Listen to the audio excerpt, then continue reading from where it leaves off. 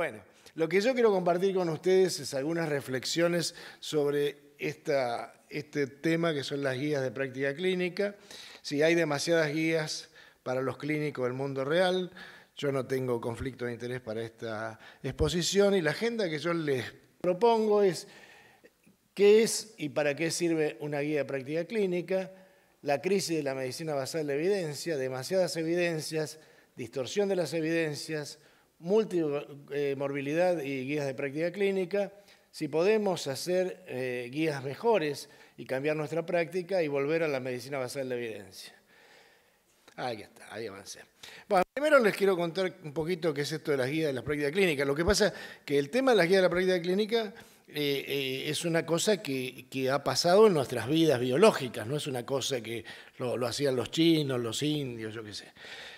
En el año 1962, año en que yo ingresé al colegio secundario, se publica por primera vez un artículo en que aparece la palabra guideline, que es este artículo de Benjamin Alexander sobre el tratamiento anticoagulantes. Es decir, que el primer tipo que usó la palabra guideline en un título fue este señor en el año 62.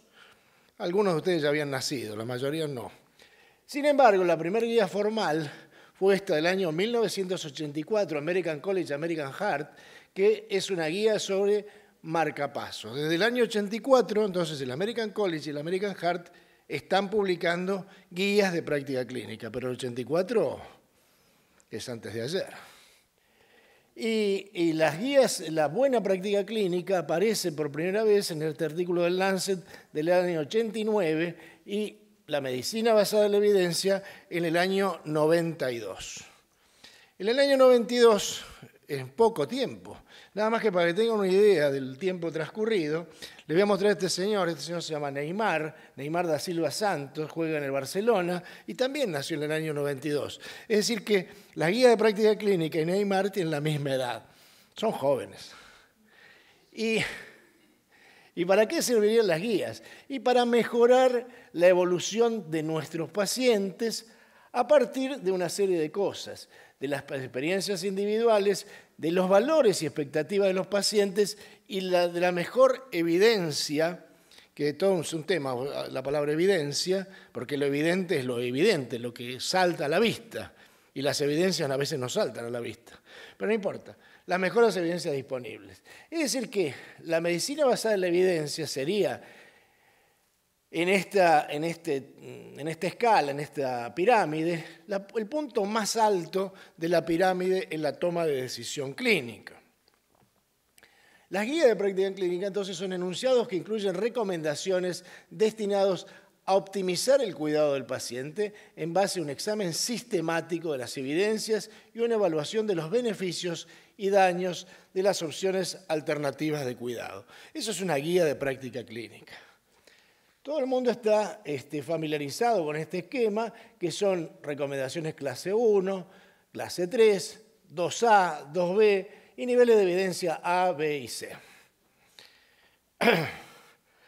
El interés que ha habido sobre las guías de práctica clínica se pone en evidencia. El Instituto de Medicina de Estados Unidos publica una serie de libritos que son absolutamente accesibles por internet, se pueden bajar.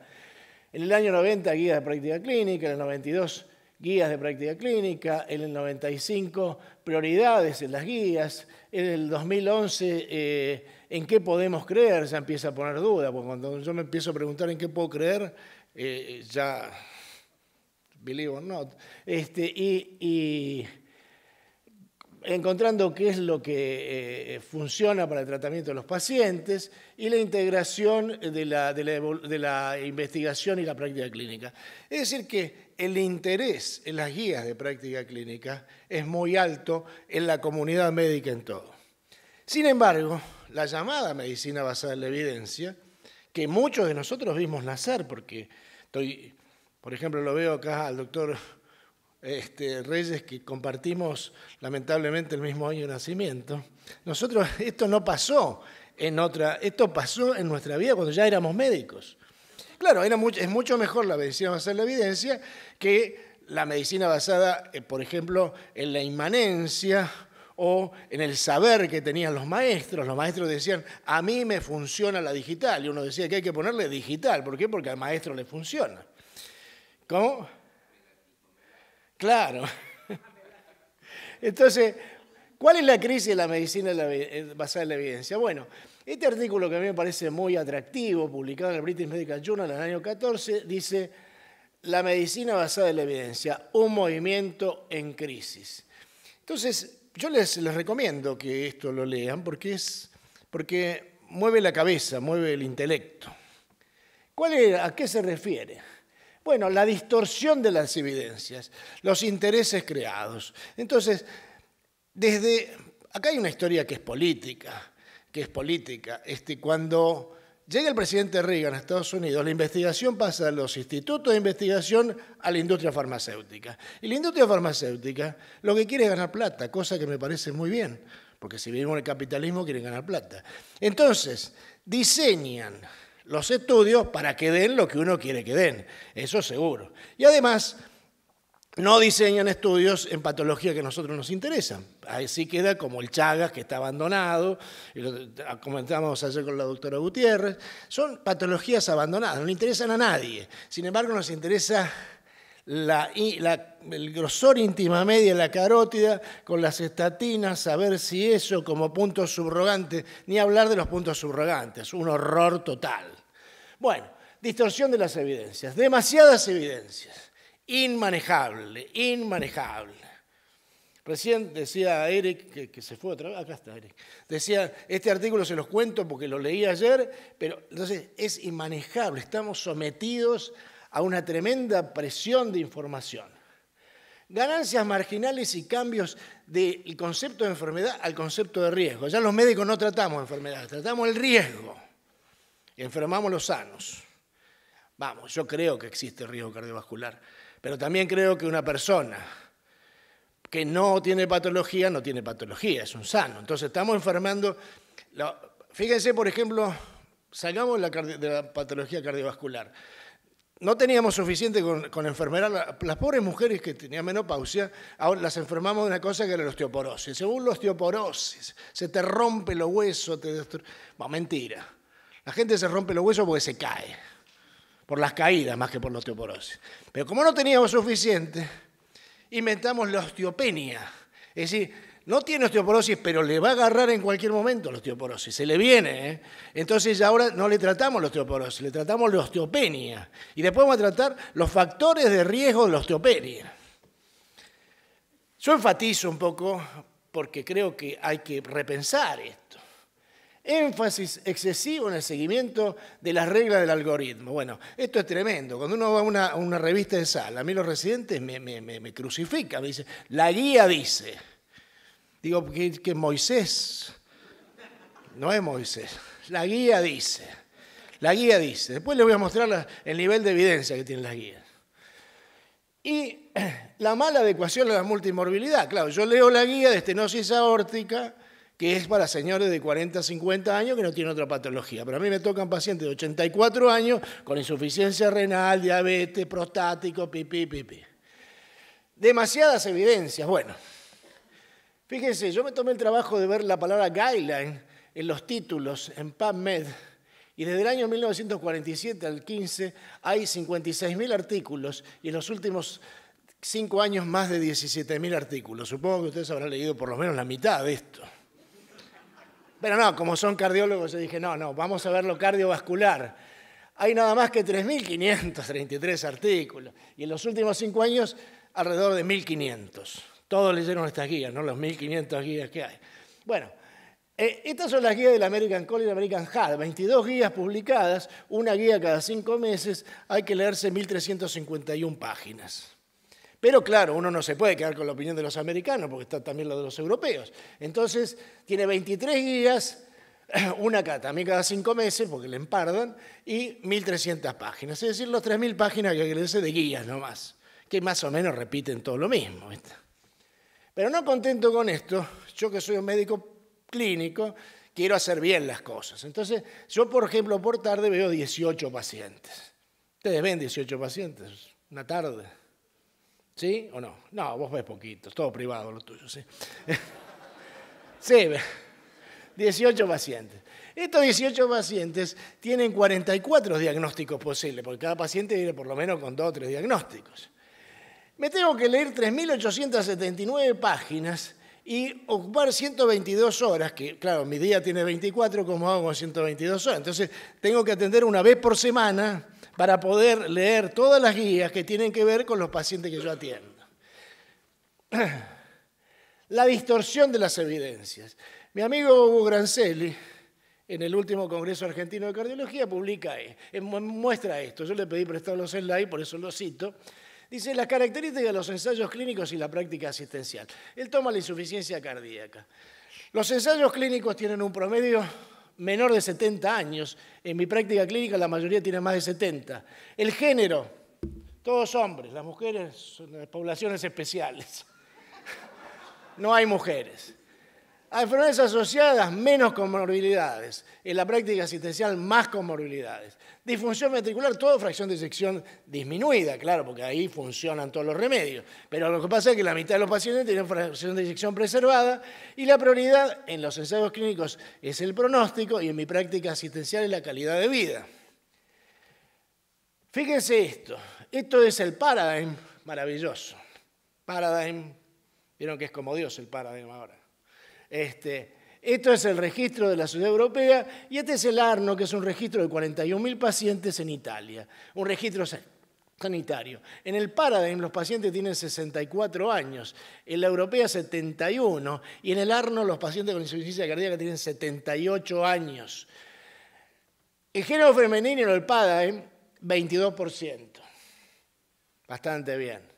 El registro europeo, 37%. Por la vida real, más de la mitad de la insuficiencia cardíaca son mujeres. Hospitalización por año, 11%, 27%. Morbilidades, mucho menores, obviamente, en los ensayos clínicos que en los registros.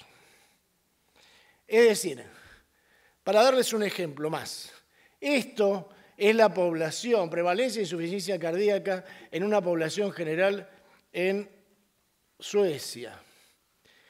Los registros médicos, ahí en esa curva tiene la edad de los pacientes con insuficiencia cardíaca. Esto es el registro y estos son los ensayos clínicos. Entonces, extrapolamos esta población mucho más joven a esta población mucho más anciana. La robustez de la información que tenemos es poca. Este estudio, publicado en Nature Review hace 5 años, muestra que gran parte de los estudios tienen inconsistencias o no son aplicables. Hay un problema grave con la estadística y la reproducibilidad de los estudios. Porque si ustedes se fijan en el Paradigm, a mí me parece que es fantástico, el Entresto me parece buenísimo. Voy a decir el nombre comercial para que todo el mundo sepa. Entresto, buenísimo. Todos los estudios previos con la vida de la niprolicina fracasaron. Pero nosotros no compramos el Entresto, que es el único que da bien. Yo no digo que esté mal, pero digo, hay un problema de reproducibilidad de los estudios. Por eso, por ejemplo, en el Circulation Research del año pasado, se publica esto, reproducibilidad en la ciencia, mejorando los estándares en la investigación básica y preclínica. Ahora vamos a analizar un poquito las guías. Fíjense, distribución de las clases de recomendaciones. Uno agarra las guías, Tricocci y Ham hicieron este estudio en 2009-2015. Bueno, clase 1 más o menos la mitad, 40% clase 2, y decimos que no hay que hacer nada más en el 10% de los casos. Ahora vamos a ver el nivel de evidencia, porque uno dice, esto debe ser duro. Bueno, más o menos tienen clase A 11 al 15% de las guías, B 40, 50%, de acuerdo al periodo que tome, y del 47%, ahora bajamos al 34%, son opiniones de expertos. Que yo no digo que esté mal, porque ¿quién va a hacer un randomizado en la estenosis aórtica grave? Es imposible. Es imposible.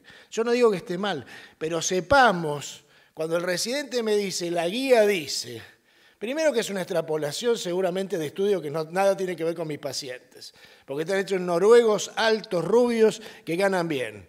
Y yo en el hospital de clínica veo morochos que se mueren de hambre. nada más que el 15% de las evidencias son clase A. Ni hablar de los conflictos de interés. Por ejemplo, en 250 guías hay 40% que dice que no tiene conflicto de intereses. Son puros y castos. Tú me quieres pura, tú me quieres...